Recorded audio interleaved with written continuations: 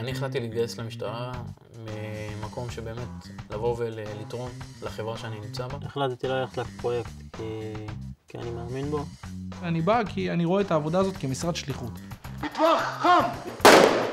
הרעיון שעומד מאחורי המכינה זה להביא אנשים טובים למשטרה. זה אתגר רוחני מהבחינה, נקרא לזה הלאומית. אני מתחיל מהראש. מסלול שנותן לי את הבסיס ההלכתי, את הזמן גם ללמוד בישיבה. זה אתגר מאוד חשוב, הוא תורני.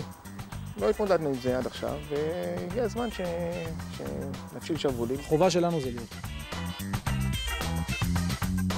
ההשקעה פה היא השקעה מאוד גדולה, גם של הבית ספר, גם של המערכת בכלל. המסלול הזה הוא לא מסלול רגיל. יש איזה חזון שמתממש, זה בהחלט, אני מרגיש את זה בכל רגע שהקורס הזה מתקיים. למעשה זה שליחות, השליחות היא מטעם כל עם ישראל. זה לא הופך אותי לשליח של ציבור מסוים, אלא לשליח של החברה הישראלית בכללה. השאיפה שלי היא להצליח להיות גורם שמחולל שינוי. זה משהו שמטבע הדברים כן ייצור איזשהו גשר.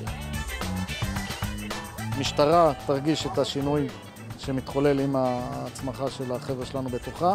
אני מניח, מקווה ומאמין שגם הציבור יחוש בזה. ליצור איזה מין תול תורני שיאפשר לאנשים בעתיד להיכנס למערכת הזאת ולהיות שותפים בה, ואולי קציני משטרה, קציני מחוזות, מרחבים וכו'. זה אתגר רוחני ממדרגה ראשונה.